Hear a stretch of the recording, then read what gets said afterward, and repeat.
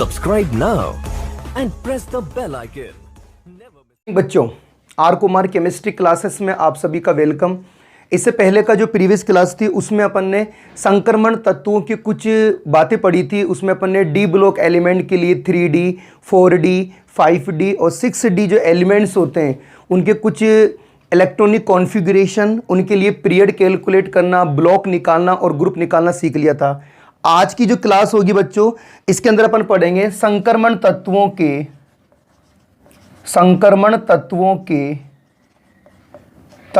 के सामान्य गुण। ये टॉपिक आज हमें डिस्कस करना है। इसके अंदर फर्स्ट टॉपिक अपन पढ़ेंगे परमाणवीय त्रिज्या तथा आयनिक त्रिज्या। परमाणवीय त्रिज्या तथा आयनिक त्रिज्या। सबसे पहले बच्चों हमें इस टॉपिक का बेसिक सीखना है कि एक्चुअली में जो परमाणु त्रिज्या होती क्या होती है। अपन जानते हैं कोई परमाणु होगा, उस परमाणु का नाभिक होता है, नाभिक के साथ जो कनेक्टेड होते हैं बाह्यतम कोश के इलेक्ट्रॉन होते हैं। तो किसी परमाणु में नाभिक और बाह्यतम कोश के इलेक्ट्रॉन के बीच की जो दूरी होती है उसे बोलते हैं परमाणु त्रिज्या। आपको याद रखना है कि धनायन की जो त्रिज्या होती है वो हमेशा क्या होती है, उदासीन परमाणु से छोटी होती है। बिकॉज धनायन के अंदर उदासीन परमाणु की तुलना में क्या होते हैं, इलेक्ट्रॉनों की संख्या कम होती है। ठीक है ना। जैसे फॉर एग्जांपल ये रहा अपना परमाणु, ये परमाणु का न्यूक्लियस हो जाएगा और ये हो जाएगा उसका इलेक्ट्रॉन। तो अपन लिख सकते हैं किसी परमाणु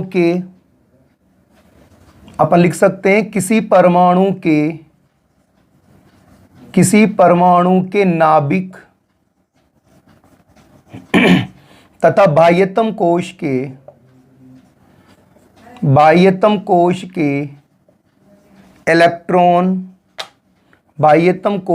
इलेक्ट्रॉन के बीच की दूरी परमाणवीय त्रिज्या कहलाती है।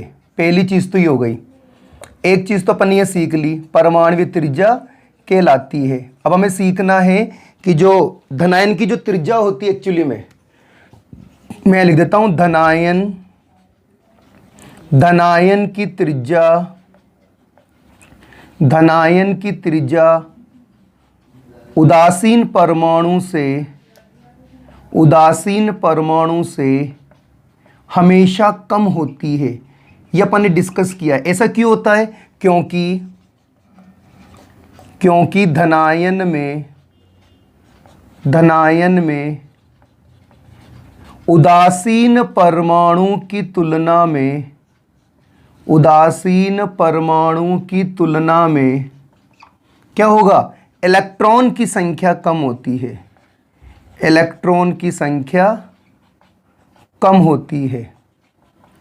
चलो ये बात हो गई। इसके बाद बात करते हैं अपन आवर्त में क्या होता है। बच्चों अगर आवर्त में बाएं से दाएं चलते हैं तो अपन जानते हैं कि एक ही कोश में इलेक्ट्रॉन आते हैं, और जब एक ही कोश में इलेक्ट्रॉन आता है तो नाभिकीय आकर्षण जो बल होता है वो अधिक होता है, और नाभिकीय आकर्षण बल बढ़ने के साथ ही जनरली क्या होता है, परमाणवीय आकार में कमी हो जाती है, और परमाणवीय आकार में कमी होने के साथ ही नाभिक और इलेक्ट्रॉन के बीच की दूरी कम होती है, जिससे क्या होता है, परमाणवीय त्रिज्या में कमी होती है। लेकिन संक्रमण धातु में क्या होता है बच्चों, चेंजिंग ऑक्सीडेशन करेक्टर होता है। पहली चीज तो ये होती है। तो इसमें कुछ वेरिएशन होते हैं आपके परमाणु त्रिज्या के अंदर, तो उस वेरिएशन को अपन को यहां पर पढ़ना है। आपको सीखना है कि आवर्त में बाएं से दाएं जाने पर क्या होगा। अगर अपन देखें यहां पर, जैसे मैं लिख रहा हूं, आवर्त में बाएं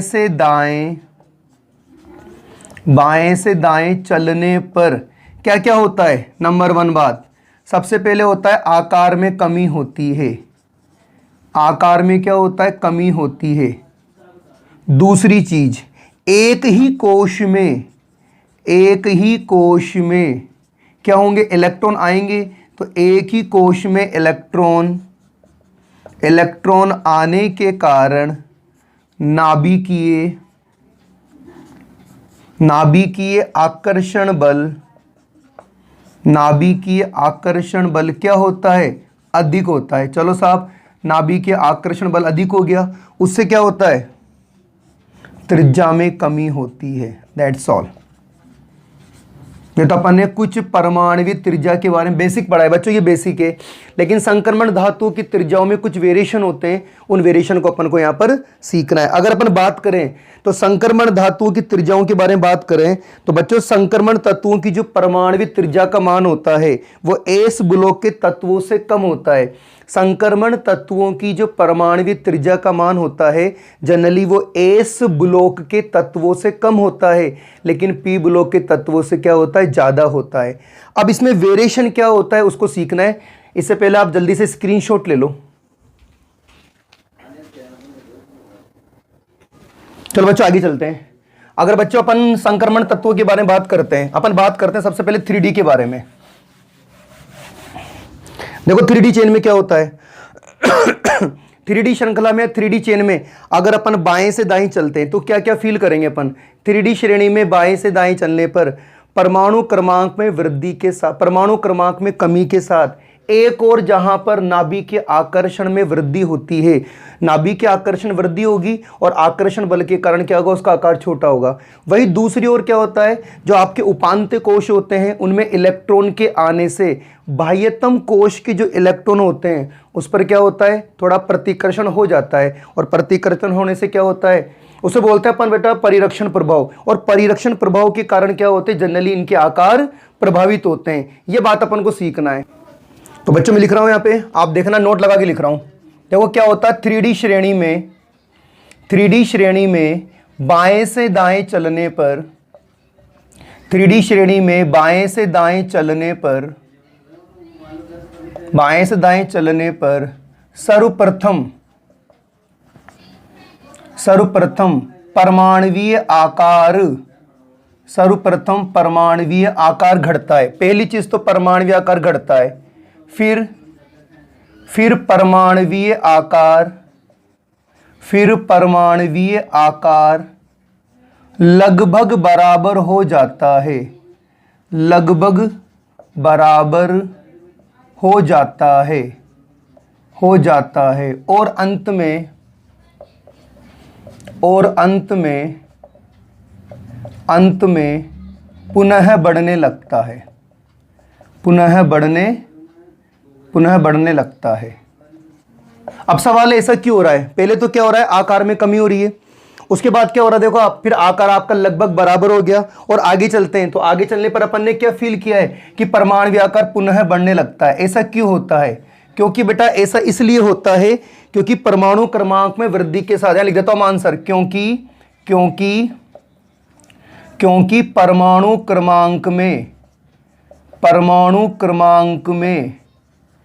परमाणु क्रमांक में वृद्धि के साथ जहां एक और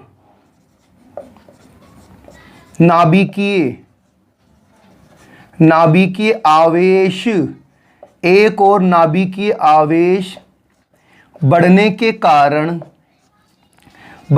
कारण आकर्षण बढ़ता है। एक और नाभिकीय आवेश होने के कारण आकर्षण बढ़ता है, वहीं दूसरी ओर आकर्षण बढ़ता है, वही दूसरी ओर इलेक्ट्रॉन के उपांत्य कोश में, लास्ट वाले ना, उपांत्य कोश में आने के कारण बाह्यतम कोश के इलेक्ट्रॉन के प्रति प्रतिकर्षण बढ़ जाता है, फलस्वरूप प्रतिकर्षण बढ़ जाता है। इसे बच्चों बोलते हैं परिरक्षण प्रभाव, इसे परिरक्षण प्रभाव कहते हैं। इस प्रभाव के कारण ही आकार में परिवर्तन होता है। मेन चीज मैंने आपको लिख दी। आकार में परिवर्तन होता है। बच्चों मैंने ये चीज़ लिखी है क्योंकि अपन ने अकॉर्डिंग टू बुक पढ़ते हैं तो अपन यही पढ़ते हैं कि जनरली आवर्त में बाएं से दाएं जाने पर परमाणु आकार में कमी होती है और परमाणु आकार में कमी होने के कारण बाह्यतम कोश के इलेक्ट्रॉन और नाभिक के बीच की दूरी कम होने के साथ ही क्या होगा, परमाणु त्रिज्या में कमी हो जाती है। लेकिन अपन ने बोला कि भाई अपन 3D श्रेणी में बाएं से दाएं चल रहे हैं, सबसे पहले तो क्या हुआ, परमाणु आकार मेरा घटा। इसी बात को मुझे सीखना बेसिक में, है ना। परमाणु आकार मेरा घट गया, फिर एक्चुअली में क्या हो गया, परमाणु आकार मेरा लगभग बराबर हो गया और बाद में क्या हो गया, पुनः बढ़ने लगे। तो सवाल है ऐसा क्यों हुआ कि परमानेंटली घटना चाहिए था लेकिन ऐसा नहीं हो रहा है। तो ऐसा इसलिए हो रहा है कि परमाणु क्रमांक में वृद्धि हो रही है। अपन जानते हैं जैसे एटॉमिक नंबर बढ़ेगा तो इलेक्ट्रॉन आएगा, तो इलेक्ट्रॉन के आने से एक और तो न्यूक्लियर अट्रैक्शन फोर्स बढ़ता है, लेकिन दूसरी ओर क्या होता है, जो आपके बाह्यतम कोश के इलेक्ट्रॉन होते हैं वहां प्रतिकर्षण, देखो प्रतिकर्षण बढ़ जाता है और प्रतिकर्षण बढ़ने से क्या होता है, नाभिक और इलेक्ट्रॉन के बीच की दूरी बढ़ जाती है और उसका आकार बढ़ जाता है। अब अपन को सीखना है जनरली स्कैंडियम से लेके ऐसा क्यों होता है ना। तो देखो scandium, titanium, vanadium, chromium, manganese, iron, cobalt, nickel, copper और जिंक, इसको देखो ढंग से आप अगर अपन देखें तो बच्चों क्या होगा, जनरली स्कैंडियम से लेके क्रोमियम तक, फिर वापस क्या होगा, क्रोमियम से लेके निकिल तक, फिर वापस क्या होगा, कॉपर से लेके जिंक तक। तो यहां पर परमाणु आकार में कुछ वेरिएशन आ जाते हैं, उस वेरिएशन को पढ़ना है। देखो क्या होता है, स्कैंडियम से क्रोमियम तक क्या होता है, पहली चीज परमाणुवीय आकार, परमाणुवीय आकार क्या होगा, परमाणुवीय आकार घटता है, पहली चीज। अब सवाल है परमाणु आकार क्यों घटा। जनरली अगर परमाणु आकार घटेगा तो नाभिकीय आकर्षण बल का मान ज्यादा होगा परिरक्षण प्रभाव से। तो ऐसा क्यों हुआ, क्योंकि नाभिकीय आकर्षण जो बल है वो अधिक प्रभावी है, किससे, परिरक्षण प्रभाव से। ये हो गया मेरा परिरक्षण प्रभाव। चलो आगे चलते हैं, दूसरा केस देखते हैं अपना। दूसरा केस है क्रोमियम से लेकर निकिल तक क्या होते हैं, अपने जो परमाणुवीय आकार होते हैं, परमाणुवीय आकार क्या होते हैं, लगभग बराबर हो जाते हैं, लगभग बराबर हो जाते हैं। अब सब बराबर हो गए तो क्यों हुआ, इसका मतलब क्या हो रहा, कहीं ना कहीं पर नाभिकीय आकर्षण बल परिरक्षण प्रभाव को संतुलित कर रहा है। तो इसका मतलब ये परिरक्षण प्रभाव बैलेंस हो रहा है, इसलिए हो रहा है। अगर अपन लास्ट में चलते हैं तो यहां पर क्या होता है, परमाणुवीय आकार क्या होता है, परमाणुवीय आकार बढ़ता है, पहली चीज। अब सवाल है क्यों बढ़ा, इसका मतलब क्या हो रहा है, इसका मतलब हो रहा है कि जो नाभिकीय आकर्षण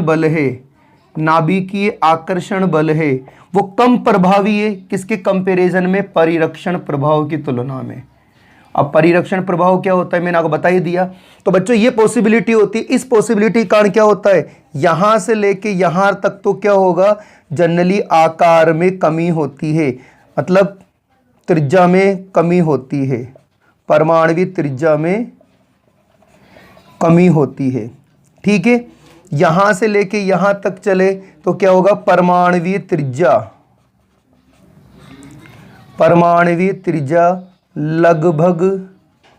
लगभग बराबर हो जाती है, बराबर होती है, सही है। और यहां पर चले तो क्या होगा, परमाणुवीय त्रिज्या बढ़ती है। तो बच्चों ये पूरी कहानी मैंने आपके सामने लिख दी। देखो लैंग्वेज का टॉपिक है, लेकिन मेरी बात सुना, लैंग्वेज का टॉपिक है लेकिन कॉन्सेप्ट अपन को समझ में आना चाहिए, जिससे कि ये चीजें परमानेंटली अपन को याद हो जाए। परिरक्षण प्रभाव और नाभिकीय आकर्षण के कारण परमाणुवीय आकार में कुछ वेरिएशन हो जाते हैं, उस वेरिएशन को अपन ने यहाँ पे लिखा है। एक्चुअली में स्कैंडियम से लेकर क्रोमियम तक तो क्या हो रहा है, ये कहानी फॉलो हो रही है, क्रोमियम से लेकर निकिल तक ये कहानी फॉलो हो रही है, और कॉपर से लेकर यहां तक ये कहानी फॉलो हो रही है। अब मैं प्रत्येक की परमाणु त्रिज्या के मान लिखता हूं, उससे अपन को ये आइडिया लग जाएगा कि एक्चुअली में किसकी ओवरऑल इक्वल होती है, किसकी ज्यादा होती है और किसकी कम होती है। जल्दी से स्क्रीनशॉट ले लो, मेरे ख्याल से यहां तक आपको कोई प्रॉब्लम नहीं होगी। चलो आगे चलते हैं। अब मैं प्रत्येक की वैल्यू लिख रहा हूं, तो उस वैल्यू से क्या होगा, जनरली अपन को ये आइडिया लग जाएगा कि एक्चुअली में क्या होता है क्या नहीं होता है। ठीक है, तो नॉर्मली क्या होगा, अपन ने मैंने यहां लिखा तत्व का नाम, ये तो आ गया तत्व, और यहां लिख देता हूं परमाणुवीय त्रिज्या। तो जनरली जो परमाणुवीय त्रिज्या होती है बच्चों वो होती है पिकोमीटर में, यहां ले जाएगा पीएम। चलो ये हो गया। सबसे पहले मैं एलिमेंट्स के नाम लिखता हूं, पहले मैं एक टेबल बना लेता हूं ताकि आपको नोट्स बनाने में किसी प्रकार की प्रॉब्लम्स नहीं हो। चलो सबसे फर्स्ट जो एलिमेंट लिख रहा हूं वो जाएगा अपना स्कैंडियम।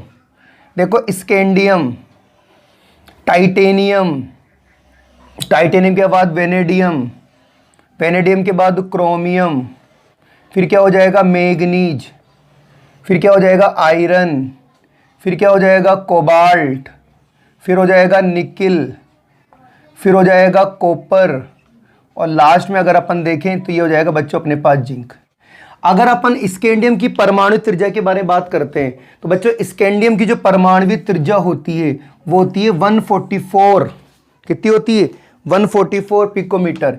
इसकी होती है 144, इसकी होती है 132, इसकी होती है 122, इसकी होती है 117 यानी कि 117, इसकी होती है 117, इसकी भी कितनी होती है 117, इसकी होती है 116, इसकी होती है 115, इसकी होती है वापस 117 और इसकी होती है 125। अब आप ये वैल्यू को देखो, अब इस वैल्यू से आप आइडिया लगाओ। कैसे लगाओगे आइडिया? देखो आप यहां देखो, आप इस आइडिया को लगाओ। देखो आप देखो कैसे, यहां तक देखो, यहां से लेके जनरली यहां तक,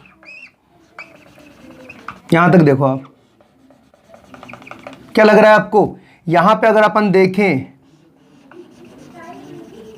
देखो क्या हो रहा है, यहां तक अपन देखें तो देखो परमाणुवीय त्रिज्या में कमी हो रही है।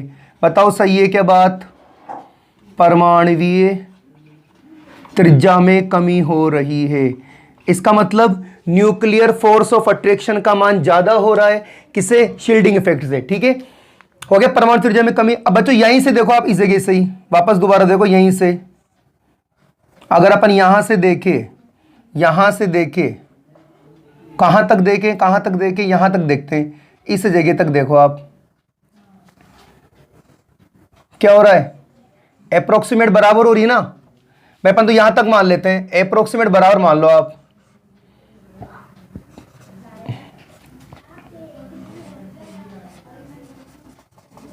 क्या हो रही है? परमाणुवीय त्रिज्या, परमाणुवीय त्रिज्या लगभग बराबर, मैं एक बार जोड़ देता हूं लगभग, ये लगभग बराबर हो गया। ठीक है, और यहां से देखें अपन तो देखो वापस आप यहां से देखें तो वापस बढ़ना शुरू हो गई है ना। तो यहां पर क्या होगा? यहां पर परमाणुवीय त्रिज्या, परमाणुवीय त्रिज्या बढ़ती है। अब बताओ, आपके सामने यहां पे क्वेश्चन आ जाता है। कैसे? अगर अपन पहले क्वेश्चन की बात करें, आपसे पूछे 3D चेन में वो कौन सा एलिमेंट है, 3D चेन के अंदर वह कौन सा एलिमेंट है जिसकी परमाणुवीय त्रिज्या का मान सबसे ज्यादा होता है, तो सबसे ज्यादा किसका होगा? परमाणुवीय त्रिज्या का मान होगा सबसे ज्यादा स्कैंडियम का। चलो आपसे पूछे 3D चेन में सबसे कम परमाणुवीय त्रिज्या किस एलिमेंट की होती है, तो आपका आंसर क्या जाएगा? निकिल। बताओ सही है बात गलत है? आपका आंसर जाएगा निकिल।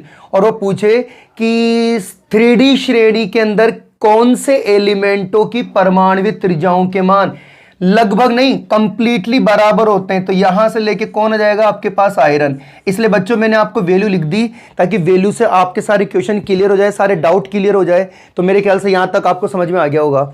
ये तो कहानी रही बच्चों आवर्त की। फिर अपन ने क्या पढ़ा है कि जनरली अगर अपन वर्ग में ऊपर से नीचे आते हैं तो वर्ग में ऊपर से नीचे आने पर क्या होता है? आकार बढ़ता है। और अपन जानते हैं जब आकार बढ़ेगा तो न्यूक्लियस और इलेक्ट्रॉन के बीच की डिस्टेंस बढ़ने के कारण परमाणुवीय त्रिज्या के मान में भी वृद्धि हो जाती है।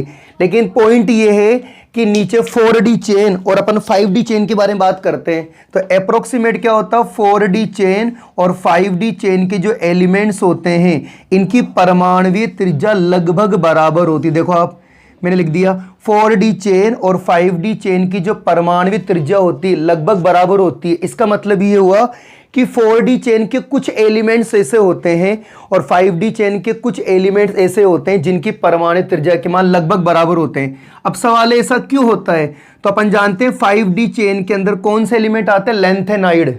कौन से एलिमेंट आते हैं? लेंथेनाइड। तो 4D और 5D चेन के जो एलिमेंट्स होते हैं उनकी जो आपके एटॉमिक रेडियस होती है वो बराबर होती है। क्यों? तो उसका लीजन लिखोगे आप लेंथेनाइड संकुंचन, लेंथेनाइड संकुंचन, संकुंचन तथा प्लस 32 नाभिकीय आवेश होने के कारण, 32 नाभिकीय आवेश होने के कारण इनकी परमाणुवीय त्रिज्याएं बराबर होती है। ये रीज़न हो गया। अब सवाल ये, कोई आपसे पूछे कि सर ये 32 क्या है? 32 का मतलब होता है बच्चों कि यहाँ पर एस ब्लॉक के एलिमेंट भी आते हैं, पी ब्लॉक के एलिमेंट भी आएगा, डी ब्लॉक का एलिमेंट भी आएगा और एफ ब्लॉक का एलिमेंट भी आएगा। तो अगर अपन देखें एस में अधिकतम इलेक्ट्रॉन 2 होते हैं, पी में अधिकतम 6 होते हैं, डी में अधिकतम 10 होते हैं और एफ में अधिकतम 14 होते हैं। तो ओवरऑल कितना हो गया? 32 नाभिकीय आवेश। तो लेंथेनाइड संकुंचन और 32 नाभिकीय आवेश होने के कारण 4D और 5D चेन के जो एलिमेंट्स होते हैं इनकी परमाणु त्रिज्या के मान बराबर होते हैं। तो जनरली यहां पर अपन एग्जांपल ले सकते हैं, जैसे आप ले लो जर्कोनियम और हैफनियम। पहला सिंबल तो याद कर लो ये कि जर्कोनियम और हैफनियम की क्या होती है? परमाणु त्रिज्या के मान लगभग बराबर होते हैं, ठीक है ना।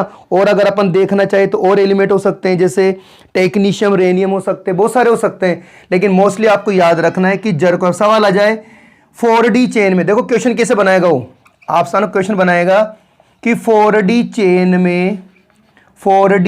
में जर्कोनियम तथा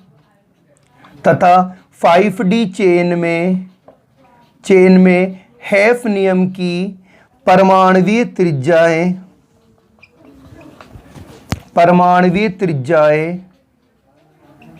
लगभग बराबर होती है। क्यों? तो आपको इसका आंसर शॉर्टकट में देना है। ऐसा क्यों होता है? तो आप लिखोगे यहाँ पे आंसर 32 नाभिकीय आवेश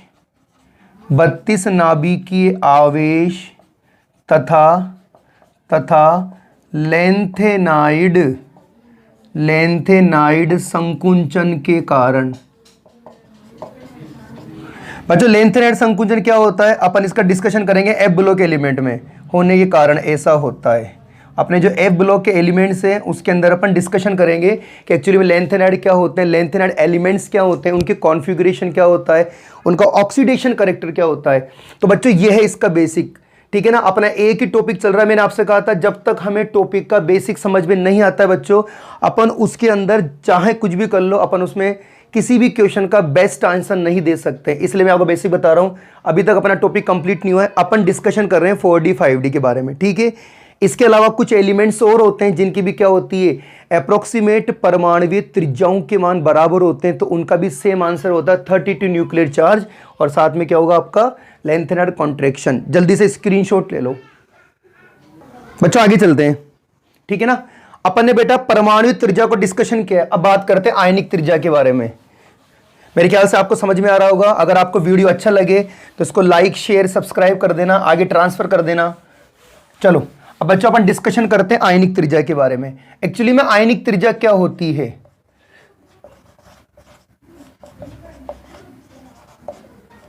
आयनिक त्रिज्या देखो क्या होती है। अगर अपन आयनिक त्रिज्या की बात करें तो आवर्त में बाएं से दाएं चलने पर क्या होगा? अच्छा, सेम चार्ज होना चाहिए सब एलिमेंट के ऊपर। आवर्त में बाएं से दाएं चलने पर परमाणुवीय आकार में कमी होती है। अभी पढ़ा था अपन ने थोड़ी देर पहले, मैं एक लाइन लिख रहा हूं, आप पढ़ना। आवर्त में बाएं से दाएं चलने पर, आवर्त में बाएं से दाएं चलने पर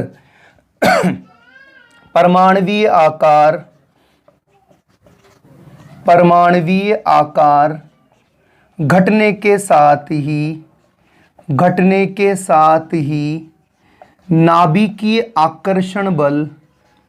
नाभिकीय आकर्षण बल बढ़ता है, नाभिकीय आकर्षण बल बढ़ता है। बताओ सही है क्या? जिससे क्या होता है? जिससे आयनिक त्रिज्या के मान में, आयनिक त्रिज्या के मान में कमी होती है। लो भैया, ये कमी हो गई, यहाँ पे आ गए अपन, कमी हो गई। अभी अपन क्या कर रहे थे? परमाणु त्रिज्या के अंदर वेरिएशन आया था, ठीक है ना। यहाँ पे कमी कैसे हो रही बताओ, देखे क्यों होता है ऐसा? क्योंकि एस इलेक्ट्रॉन, इसको याद रखना आप, क्योंकि एस इलेक्ट्रॉन पृथक होने पर, देखो अपन इलेक्ट्रॉन निकालेंगे, है ना, बाह्यतम कोश में से इलेक्ट्रॉन निकालेंगे। सबसे पहले इलेक्ट्रॉन कहां से निकलता है? निम्नतम ऊर्जा वाले कक्षक में से, यानी कि एस से निकलेगा। देखो आप, क्योंकि एस इलेक्ट्रॉन पृथक होने पर परिरक्षण प्रभाव क्या हो जाता है? परिरक्षण प्रभाव नगण्य हो जाता है, यानी कि खत्म हो जाता है, क्योंकि बाह्यतम कोश के इलेक्ट्रॉन तो बाहर निकल जाएंगे। अब निकल जाएंगे तो परिरक्षण प्रभाव तो काउंट होगा ही नहीं, तो नगण्य हो जाते हैं। तो परिरक्षण प्रभाव नगण्य होने से क्या होता है? इसका कोई इफेक्ट होता ही नहीं है। सारा जो इफेक्ट होता है वो आपका प्रभावी नाभिकीय आवेश का होता है। इसलिए रेगुलर क्या होता है? अपने आयनिक त्रिज्या के मान में कमी होती है। जैसे फॉर एग्जाम्पल अपन लिखें, अच्छा एक चीज़ और लिखना है अपन को, है ना, यहाँ पे अपन को लिखना है, चलो मैं पहले लिख देता हूँ, इसके नेम हटाओ। Titanium, vanadium, chromium, manganese, iron, cobalt, nickel, copper और zinc. Scandium, titanium, vanadium, chromium, manganese, iron, cobalt, nickel, zinc, इन सब का मैं चार्ज लिख देता हूँ प्लस का 2। सेम चार्ज होना चाहिए, तभी आप कंपैरिजन कर सकते हो। प्लस का 2 प्लस का 2, तो समान आवेश हो गया, ठीक है ना। अब इस तरफ अपन जा रहे हैं, इस तरफ, तो इस तरफ जाने पर क्या होगा बताओ? आयनिक त्रिज्या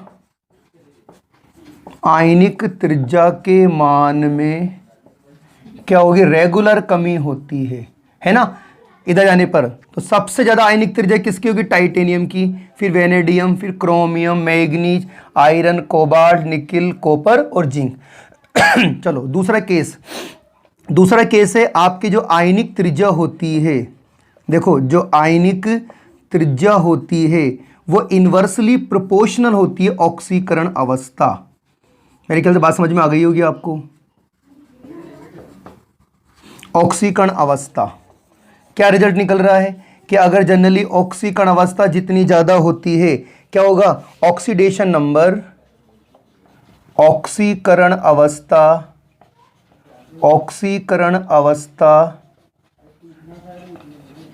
जितनी अधिक होती है आयनिक त्रिज्या का